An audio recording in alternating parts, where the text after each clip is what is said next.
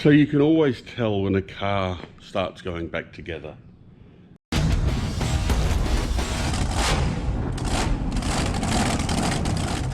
The mess increases. Oh God, it does my head in. It's not bad yet, but man.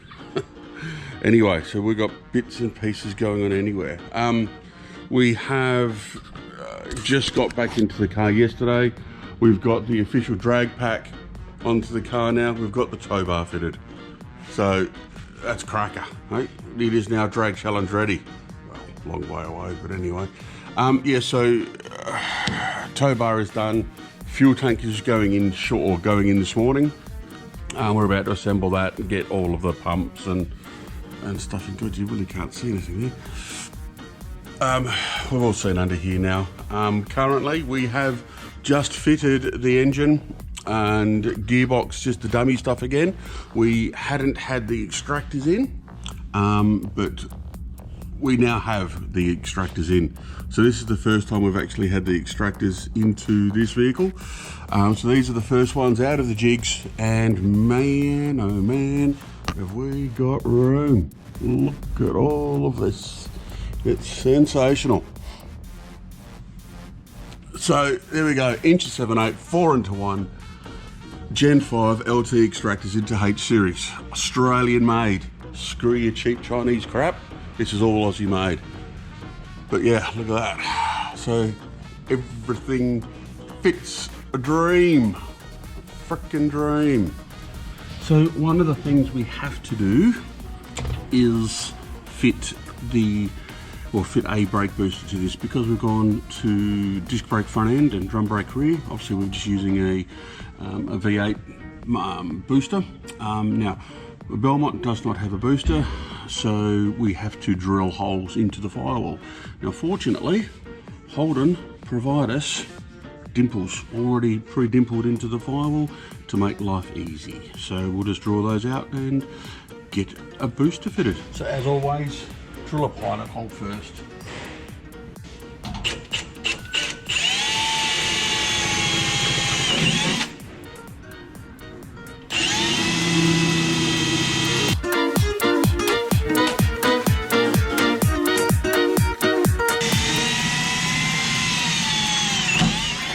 Pretty thick through that one.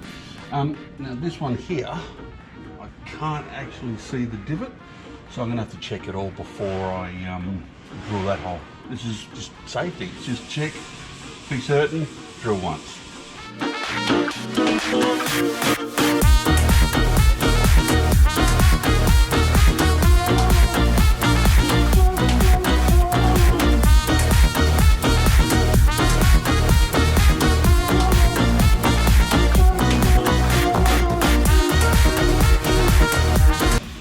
So the 4 holes are drilled. I'll just now go back through them with the correct size. So I've got that right, and then I'm going to seal up these, just so no fluid or whatever comes through. Put some sealer on the back of the brake booster, so when it goes on to be bolted up, it's all sealers and no moisture or dust or anything can enter the cabin through those spots.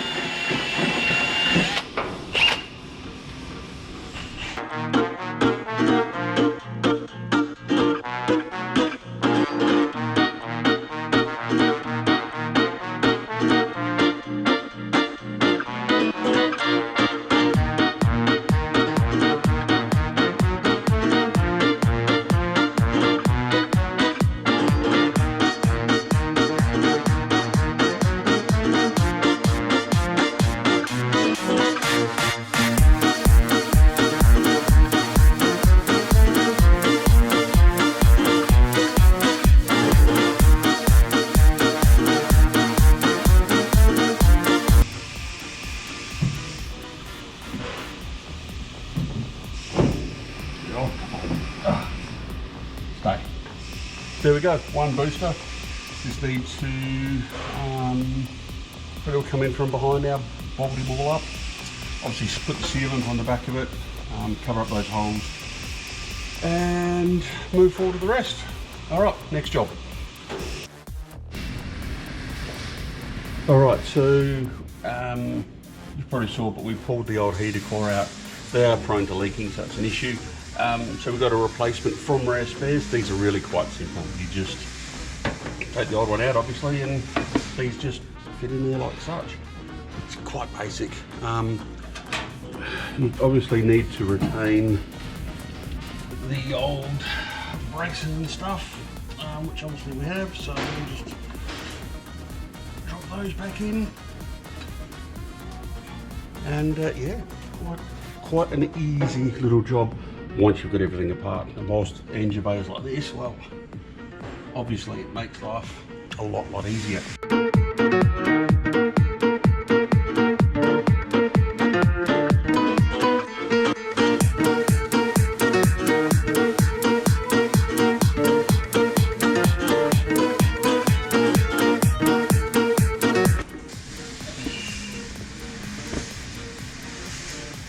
Alright, boom, on with the next job.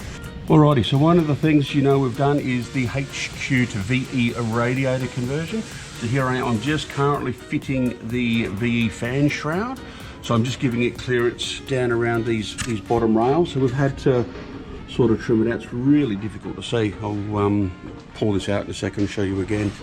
But we've just had to sort of cut these bottom corners out just to clear the chassis rails, and this side here's got plenty of room now and fits like a dream, as you can sort of see, whereas the passenger side just got to take a little bit more out of there. I've got air, as you can see, but not a lot, so I just need to allow for just a little bit of room.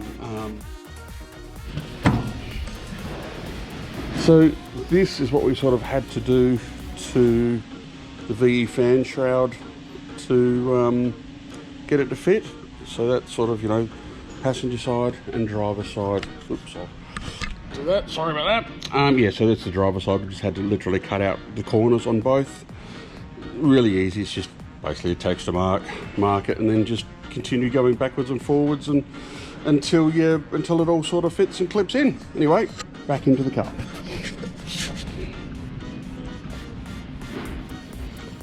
So now, quite literally, it just drops into the bottom ones like such and clip. Done. So we'll just clean the shroud up now and refit the fans and yeah, go back in final time essentially. All right, beautiful. Next job. Yeah, these look a lot fatter in there. They've really filled everything out now. So we had to do a little bit of guard trimming. I don't know if you can see it up there or not. But yeah, so we had to trim the guards. But yeah, fitment now is pretty well on point, so that's a good thing.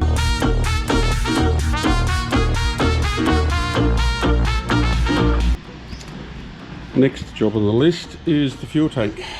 Clean it up, make it pretty, and yeah, see how we go. You can see here I've already done a little sample patch, see if we could get it up, and we can. Quite easy. We've used some thinners, obviously some gloves to protect our fingers, safety first, ladies and gentlemen, and just some scourer, some panel shop scourer, which works quite well. I'm actually doing this sort of clean and dry, and then once it's sort of clean, I'm then sort of washing it with the thinners just to remove anything else. So yeah, it seems to have worked pretty well, pretty easily. So watch on and you'll see. So yeah, quite easy, just literally give it a scrub. Yeah, admit it, it's going to take a little bit of time, but it won't be too bad.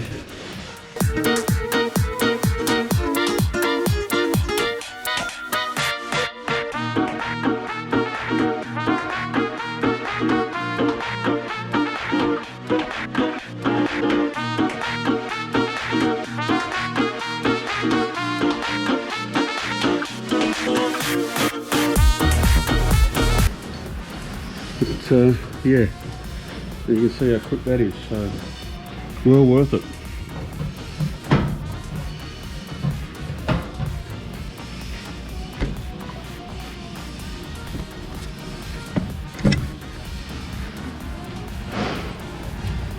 Clean, not so.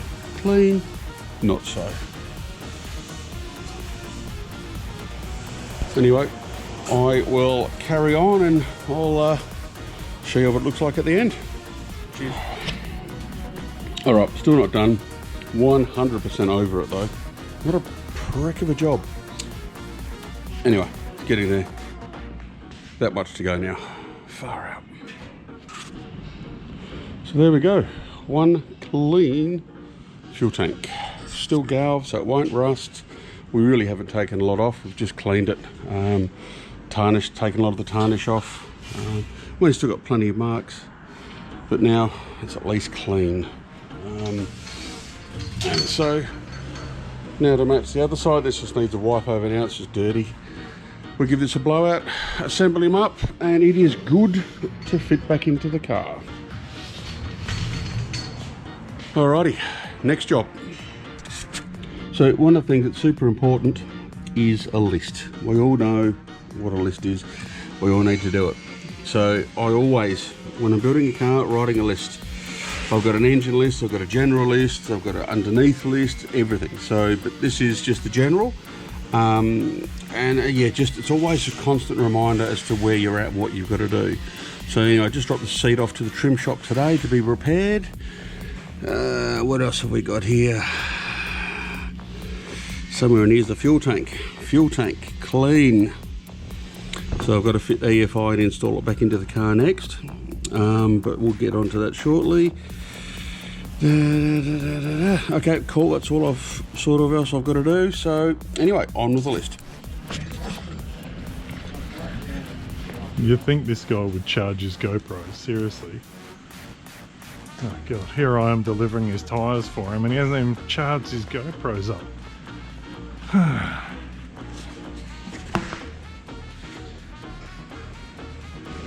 Alrighty, so thank you to the boys at Pro Street Radials PSR. They dropped us off our new tyres, PSR 255 drag radials for potato. As you know, we fitted the 255, just a dummy set of 255s. See how that all fit, and they fit well. Look a treat. So we've got some new ones. So Perry's cleaned the interior out, cleaned it, washed it, found surface rust in the rear wheels. So we've just deoxidined that, and just going to give it a quick prime to seal it before the car builder sound deadener goes down. Yeehaw! Next job. Alrighty, there we go. They've all been primer sealed now. So once that dries, more than likely in the morning, I'll just give it just a coat of black, possibly, maybe, won't even bother, I don't know. We will see, and then start on the car builder sound deadener just to finish it all off and seal it, and it'll just help the tinniness. Mind you, it's not that bad actually, one of these old solid gels, but it'll just stop a lot of the reverberations, because we're going to put a decent system on it. It's going to get noisy in here, so if we can try to shut that up a little bit, that would also be nice. Anyway, next job. So you see this is the EFI pump setup that is in the top of the fuel tank, so we've had to come through the boot floor. So we'll put a cover over this yet, which will just seal it all up, and for the engineering aspect, make them happy. But yeah, so that's the standard tank with the welding ring and everything done, so it only just protrudes through.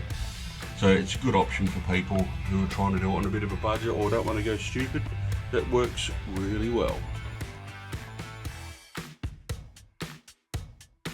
So we've got Craig from Mad Performance Hoses doing brake lines for the HQ.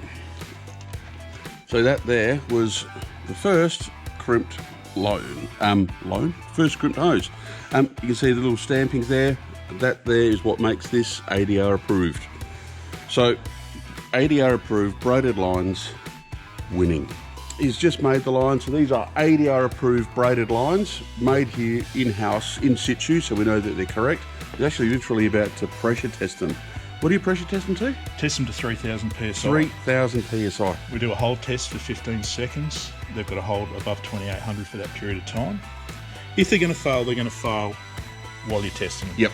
You'll only see on average 1,100 to 1,200 psi in any brake application, including hard stops. And this is a HQ, so if it's got 50, not going to be, it'll be all right. It'll be all right. Yeah. All right, so... Go. You see the timer counting down? Yep. What's that? 3,000 psi. It's pretty hectic. And no leaks. No leaks. Nothing. Just better than you. So come drag racing and daily driving and all the abuse we're going to give this car, we don't have to worry about brake lines. Yeehaw! So there we go. 4 brand new ADR approved braided brake lines. So we've got 2 for the fronts, 1 for the diff to the body, and a special one.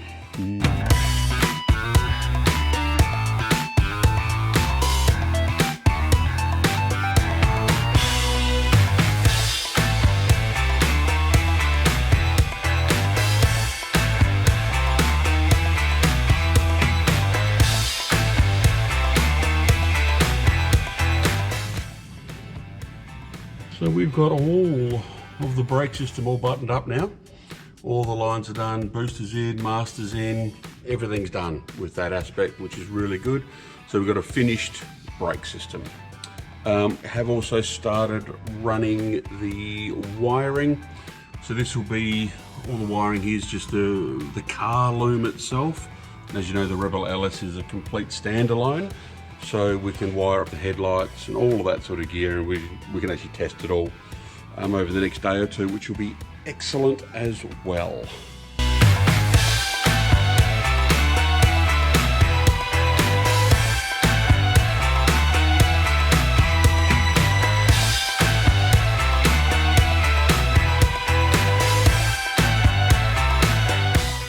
Guys, thank you again for watching. That is the end of video 7. It's just a heap of stuff that you've just sort of seen. A lot of it's all pointless, but it's stuff that we've got to do, obviously. Next video, it's just sort of got to carry on. We should be really doing these weekly now. We are, as I said, you know, all on that, on the final stages of fitting everything up finally and all that sort of gear. We've got lots of other stuff happening for this at the same time, so yeah, it's all going smoothly at the moment. The engine is about 1.5 to 2 weeks away maximum. Transmission is due here the next day or so. Trans and converter. Tail shaft's due in the next day or so as well. So we got to keep on going and get the car finished for that stuff. So that way when it arrives, we can just put it all into the car and start wiring, which is important, as you're aware.